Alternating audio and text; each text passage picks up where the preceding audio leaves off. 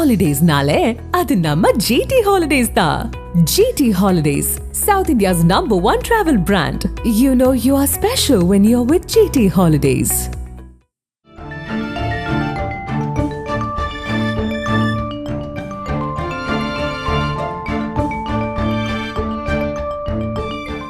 உங்கள் ஜீரண கோளாறுகளுக்கும் வயிற்றெரிச்சலுக்கும் சரியான ஒரு தீர்வு.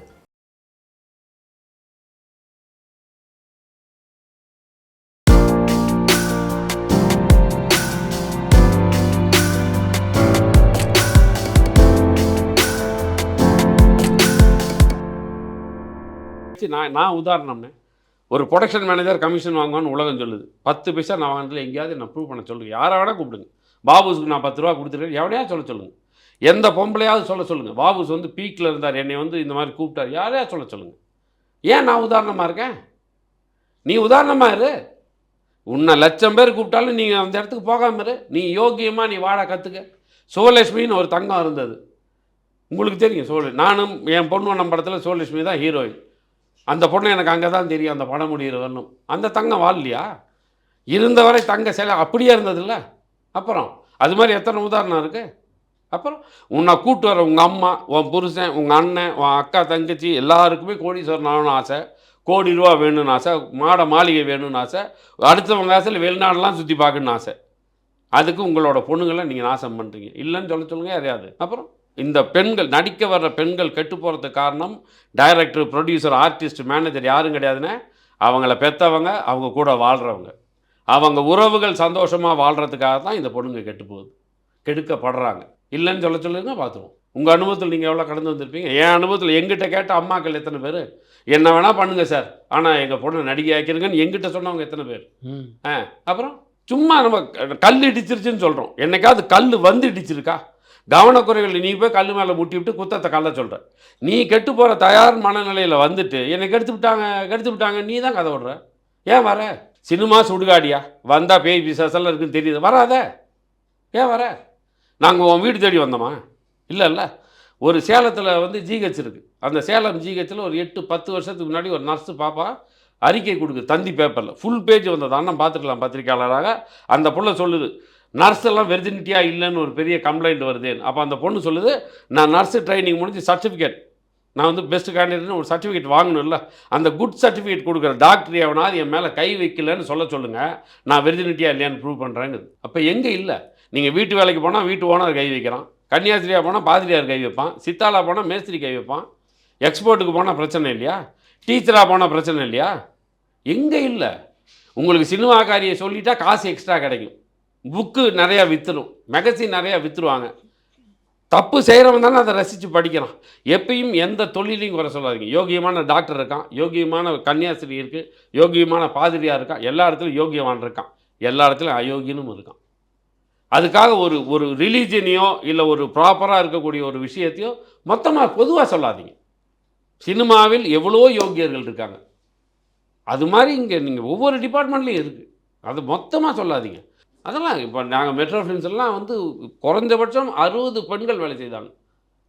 அதெல்லாம் அன்னைக்கு கார்ப்பரேட், இன்றைக்கெல்லாம் கார்ப்பரேட்னு பேசிக்கிறாங்க. நான் ஒர்க் பண்ணும்போது இன்ஃபர்னோவில் இங்கிலீஷ் படத்தில் மேடம்லேருந்து டாக்டரோட ஒய்ஃப்லேருந்து கீழே வந்து ஒரு 60 பெண்கள் இருந்தாங்க. நாங்கள் ஒரு 10-20 பேர் தான் ஆம்பளைங்க இருந்தோம். அப்புறம் அங்கே என்ன நடந்துருச்சு? அதெல்லாம் கிடையாது. மனசு தான் முக்கியம். நான் யோகியமாக இருக்கணுமா, நான் நாசமாக போகணுமாங்கிறது என்னை பொறுத்தது.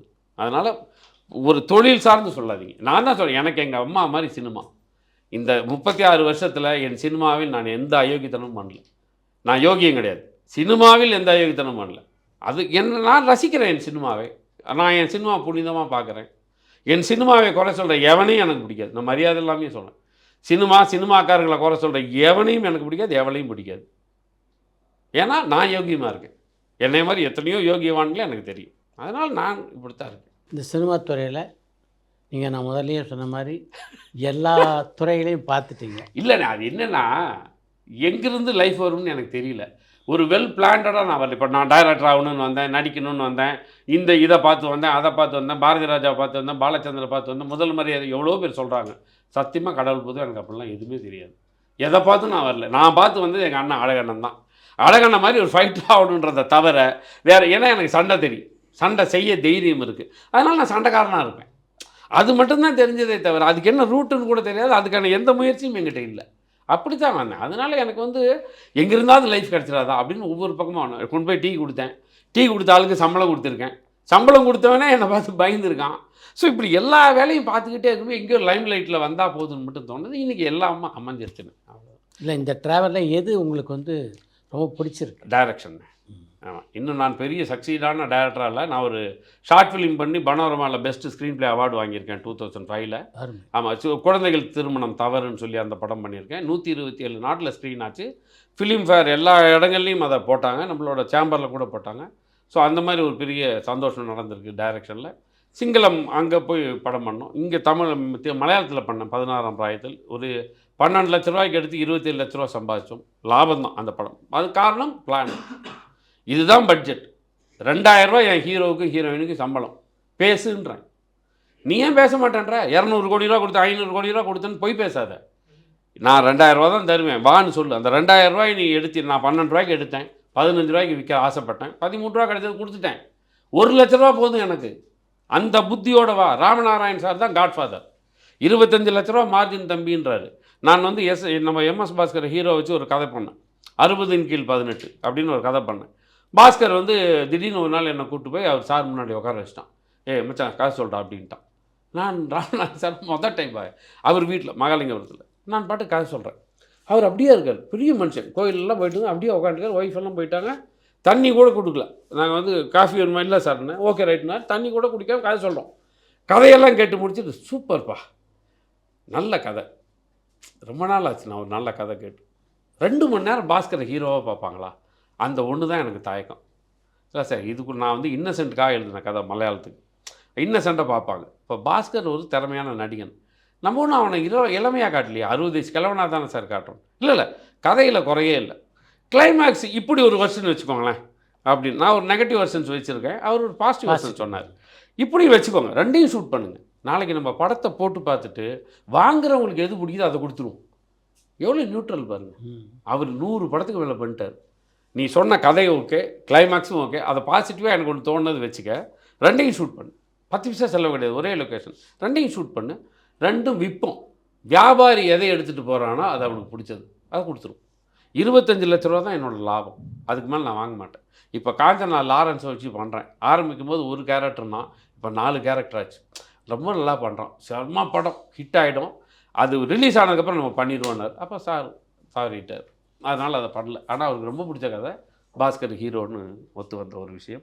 கஜேந்திரா டைமில் வந்து நம்ம விஏ துரை பேருந்து பண்ணாரே, அந்த ப்ரொடியூசர் வந்து கஜேந்திரா பண்ணிவிட்டு நான் மனோ பையனுக்கு கதை சொன்னேன், சாரி இருக்குது அந்த படம் பண்ணுறேன்னு தமிழ் தெலுங்கு, அது பண்ணல. அதுக்கப்புறம் பாஸ்கரோட கதை சொன்னேன், அதை பண்ணுறேன்னாரு. அவருக்கு ஃபினான்ஸாக எதுவும் சிக்கலை. அபிராமி ராமநாதன் சார்கிட்ட வந்து அபிராமின்னு ஒரு சீரியல் ஆக்ட் பண்ணேன். அப்போ நான் வந்து ஒரு கதை சொன்னேன், சிவனுக்கு ஆசை வந்தால் சினிமா எடுப்பு அப்படி. சிவலோகத்துலேருந்து பூலோகம் வரலும் காமெடி கலந்த கதை. அவர்லாம் சிறுசா பஞ்சாமிரதம்னு ஒரு படம் பண்ணிவிட்டு அதை காசுமெல்லாம் விற்க போகிறாங்க, கொடுத்துட போகிறாங்க யாருக்கோ. முதல் நாள் நான் போய் கதை சொல்கிறேன் அவங்க வீட்டில். அப்போ அங்கே ஒரு டாக்டர் இருக்கார்ல சீனிவாசன், அந்த டாக்டர்கிட்ட சொல்கிறேன், டாக்டர் டைரக்டர் பாபு சார். பெரிய ஆச்சரியம், இவர் வந்து நடிகர்னு நினச்சேன், இவருன்னு இப்படி காசு சொல்கிறேன், சூப்பர், இவர் தான் டைரக்டர், இவருக்கு என்ன வேணுமோ செஞ்சுருக்கேன், அந்த காசுமெல்லாம் வித்துறாதீங்க, இதுக்கு யூஸ் ஆகும் அப்படின்ட்டு எல்லாம் ஓகே பண்ணிட்டாங்க. 2-3 நாளில் ரிசல்ட் வரல. அப்புறம் நான் டாக்டர்கிட்ட கேட்குறேன், இல்லை அவங்கெல்லாம் சிவன் டிவோட்டிஸ், அதனால் மேடம் வேணான்ட்டாங்க, சிவனை கிண்டல் பண்ணுற மாதிரி இருக்குது. என்னங்க சினிமா சிவா ரஜினிகாந்த் ஸ்கூட்டர்லாம் போனாருங்க, எல்லாம் கரெக்டு, பட் அவங்களுக்கு இன்வெஸ்டர் அவங்களுக்கு பிடிக்கல, பட் சாரி சொன்னார், ஓகே ரைட்டுங்க. அந்த மாதிரி ஸ்கிரிப்டுகள் வந்து கடவுள் புண்ணியத்தில் வந்துடுது. அதுக்கு ஏதோ ஒரு இடம் வேணும்ல, வரணும்ல. பாக்யராஜ் சார் சொன்னது தான், கட்டத்தில் இடம் இல்லை, கட்டத்தில் இடம் வரும்போது வந்துடுவேன், நான் வருவேன். அதனால் டைரக்ஷன் தான் ஆசை. டைரக்ஷன்றது என்னென்னா ஒரு வீட்டுக்கு தகப்பன் மாதிரி. இன்னொன்று என்ன, இயேசுநாதர், புத்தர், அல்லாஹ், நபிகள், இப்படி பல பேர் சொல்கிறோம் மெசஞ்சர்ஸாக. சினிமாவில் இருக்கக்கூடிய ஒவ்வொரு இயக்குனரும் மக்களுக்கான மெசஞ்சர்ஸ். நீங்கள் சொல்லக்கூடிய நல்ல விஷயங்கள் மக்கள்கிட்ட போயிடுச்சு. இன்றைக்கி நான் தலை செய்வதுலேருந்து போட்டுக்கிற பேண்ட் ஷர்ட்லேருந்து நான் பண்ணிக்கிற ஸ்டைல்லேருந்து என்னை க்ரூம் அப் பண்ணிக்கிற எல்லாமே எனக்கு கற்றுக் கொடுத்தது சினிமா.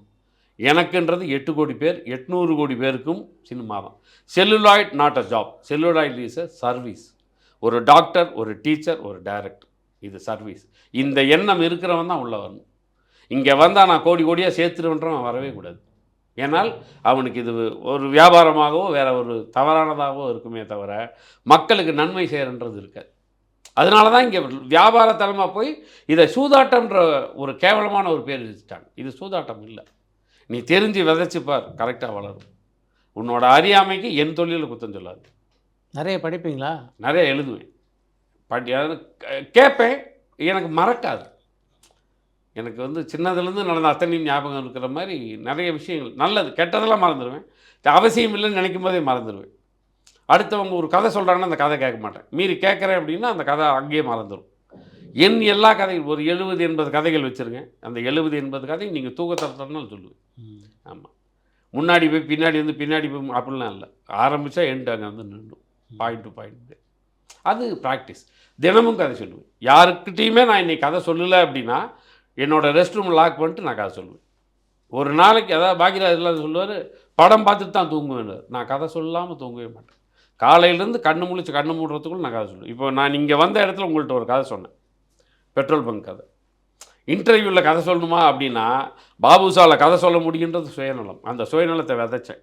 நீ மடிந்து போகும்போது சதையாய் மடியாதே, விதையாய் மடி எங்காவது முளைத்து கொண்டே இருப்பாய். அதுதான் நான் எழுதுகிற வசனம். ஸோ அப்போ நான் இங்கே விதைச்சேன். அண்ணன் முன்னாடி இது அண்ணனுக்கும் எனக்கும் பழக்கம் பல வருஷம். நான் கதை சொல்லுவேன்னு எங்கள் அண்ணனுக்கு தெரியாது. ஆனால் அந்த ஒரு பெட்ரோல் பங்கில் நின்ன வேகத்தில் ஒரு கதை சொன்னேன். அதுக்கு ஆர்டிஸ்டோட சொன்னேன். தனுஷ் பெட்ரோல் போடுறோம், ஐஸ்வர்யா ராய் பணக்காரி வீட்டு அப்போ அந்த கனெக்ஷன் இருக்குல்ல, இவன் சொல்லுவான்டான்னு ஒரு நம்பிக்கையை விதைக்கணும். அதை விதைச்சா தான் எங்கேயாவது முளைக்கும். அப்போ அந்த opportunities cannot a second time. So கிடைக்கும்போது பயன்படுத்து. இன்றைக்கி இந்த இன்டர்வியூவில் நான் நன்றி சொல்லணும்னு ஆசைப்பட்டேன். சில பேருக்கு நன்றியை சொல்லிட்டேன். நான் டைரக்டர் என்ன கதையும் சொல்லுவேன், உங்ககிட்டே சொல்லணுன்றது இங்கே வந்ததுக்கப்புறம் தோணுனது. உங்ககிட்டே கதையை சொன்னேன். விதைக்கிறது தானே. இன்வெஸ்ட்டில் என்னென்ன இருக்குது? இன்வெஸ்ட் பண்ணாமல் எதுவுமே வராது. இன்றைக்கும் இந்த சினிமா உலகத்தில் பாபுஸுக்கு மிக நெருக்கமாக இருக்கின்ற நண்பர்கள் யார் யார்? நான் என்னென்னா ஷூட்டிங்கெல்லாம் வெளியே போக மாட்டேன், கதவே திறக்க மாட்டேன், வீட்டுக்குள்ளேயே இருக்கிற ஒரு ஆள். பெருசாக பார்ட்டி போக மாட்டேன். அப்புறம் ஏதோ சொல்கிறேன், எங்கேயுமே என்னை பார்க்க முடியாது. ரோட்டில் இருந்து டீ கூட குடிக்க மாட்டேன். பக்கம் பக்கம் யார்ட்டையும் பேச மாட்டேன். ஸோ அப்படி அலோன், அப்படியே அலோன்னாக இருப்பேன். நான் என்னென்னா டிவி பார்ப்பேன், நிறைய எழுதுவேன். எழுதுறது எனக்கு ரொம்ப பிடிக்கும். அதே மாதிரி தவறுன்னு செய்துட்டா அது எவ்வளோ பெரிய சிங்கமாக இருந்தாலும் சரி, அது எந்த இடமா இருந்தாலும் சரி, அங்கே நின்று ஃபைட் பண்ணுவேன். ஒன் வேல போகிற போலீஸை நிறுத்தியிருக்கேன், நோ என்ட்ரியில் போகிற வக்கீலை நிறுத்தியிருக்கேன். தப்பு நீ செஞ்ச அப்போ நான் என்ன பண்ணுறது? சட்டம் தெரிஞ்ச நீ தப்பு பண்ணக்கூடாது. என்னோடய சிறைச்சாலை முத்துப்பாண்டி கிளைமேக்ஸ் அதுதான். சட்டம் படித்தவனும் சட்டம் தெரிஞ்சவனும். சட்டம் தெரிஞ்சது யார்? போலீஸ். சட்டம் படித்தது வக்கீல். 2 பேரும் தப்பு பண்ணால் செருப்பால் அடின்னு இருக்கேன் கிளைமேக்ஸில் வசனம். பாக்யராஜ் சார் மிரண்டர், ஏங்க இப்படிலாம் சொன்னேன். இல்லை சார், நானும் பிரகாஷ் ராஜா சொன்னால் சீரியஸாக இருக்கும். அதே வசனத்தை பாக்யராஜ் சொல்லும்போது எப்படி இருக்கும்? சட்டம் படித்தவனோ சட்டம் தெரிஞ்சவனோ நீங்கள்லாம் தப்பு பண்ணிங்கன்னா உங்களெல்லாம் செருப்பால் அடித்தா தப்பு இல்லைன்னு சொல்கிறாங்க அப்படின்னா அது காமெடி ஆகிடும். ஆனால் நான் சொல்கிற வசனம் வீரியமானது, மாடுலேஷன் தான் வேறு. ஸோ அந்த மாதிரி அந்த கோபம் சமுதாயம் ரோட்டில் எச்சு துப்புனா சண்டைக்கு போயிடுவேன். என் முன்னாடி எவனா ரோட்டில் எச்சு துப்பிட்டான்னா செத்தாவேன். ஒரு நாள் டைடல் பார்க்கு முன்னாடி வந்து ஒரு மாருதி கார், ஏதோ ஒரு காரணம், காலையில் 6:30 மணி நான் நின்றுருக்கேன். பஸ்ஸு கிஸ்ஸு எல்லாம் நிற்குது. ஒரு ஆள் டோரை திறந்து இவ்வளோ எச்சு துப்புறானே, ஒரு மார்வாடி. பைக்கை விட்டு இறங்கி அவனை ஹிந்தியில் அவன் செத்த பாட்டியெல்லாம் திட்டி அந்த அப்படியே என் கையில் அள்ளி அவன் காருக்குள்ளே போட்டேன். பஸ்ஸு கிஸ்ஸு எல்லாம் பப்ளிக்கெல்லாம் பார்க்குறாங்க. அவன் ஓடுறான், உன் எச்சி உனக்கு வலிக்குதில்ல, உன் மூஞ்சில் துப்பியோ உன் பெட்ரூமில் துப்பியோ, நடு ரோட்டில் துப்புற, ரோட்டில் துப்பாமல் எங்கே துப்பான்னு கேட்குறான். நம்ம ஊரில் அதை கற்றுக் கொடுக்கவே இல்லை. விஜயகாந்த் சார் கூட ஒரு முறை இதை பேசியிருக்காரு. நீ உடனே ஃபைன் போடாத, கற்றுக் கொடுன்னு இருக்காரு. எப்போ கற்றுக் கொடுக்குறது? காமன் சென்ஸுங்கிறது வளரணும்னே. கற்றுக் கொடுத்துட்டே இருப்பாங்களா? இப்போ நிறைய பேர் சொல்லலாம், கவர்மெண்ட் வந்து டாஸ்மாக் நடத்துது அதனால தான் குடிக்கிறாங்கன்னு. எல்லா கடையிலையும் பால் தாயில் விற்கிறான், ஏன் வாங்கி குடிக்கிறான்? அது விஷம் குடித்தா செத்துருவேன்னு தெரியுதுல்ல, அப்புறம் எதை வாங்கி குடிக்கிற?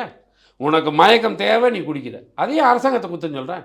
விற்கிறவன் எப்பயுமே விற்பான். ராமராஜ் காட்டுன்ற வேஷ்டி தெருவுக்கு 4 கடை வச்சுருக்குது. மெட்ப்ளஸ்ன்ற மெடிக்கல் ஷாப் தெருவுக்கு 4 கடை வச்சுருக்குது. எல்லோரும் போய் மருந்து மாத்திரை வேஷ்டி வாங்குறீங்களா என்ன? தேவைக்கு தான் வாங்குறீங்க. டாஸ்மார்க் அப்படி யூஸ் பண்ணுங்கள். ஓம் போதைக்கு ஏன் குற்றம் சொல்கிற? அவன் இலவசமாக எல்லாத்தையும் கொடுக்கணும்னா அரசாங்கத்துக்கு எங்கேருந்து காசு வரும்? இலவசம் கொடுக்கணும், உனக்கு 1000 ரூபா நீ செத்தா கொடுக்கணும், நீ விஷச்சாராயம் குடிச்சு செத்தா 10 லட்ச ரூபா கொடுக்கணும், எல்லாத்துக்கும் காசு வேணும். எங்கேருந்து முளைக்கும்? அப்போ உன்னை கொண்டு உங்ககிட்ட இருந்தால் காசு எடுக்க முடியும். அப்போ நீ சாகாமல் இரு. சுய அறிவு சுய ஒழுக்கம் இல்லாத தனி மனிதர்கள் வாழவே தகுதியற்றவர்கள். அப்போ தனி மனித ஒழுக்கம் ரொம்ப இம்பார்ட்டன்ட்.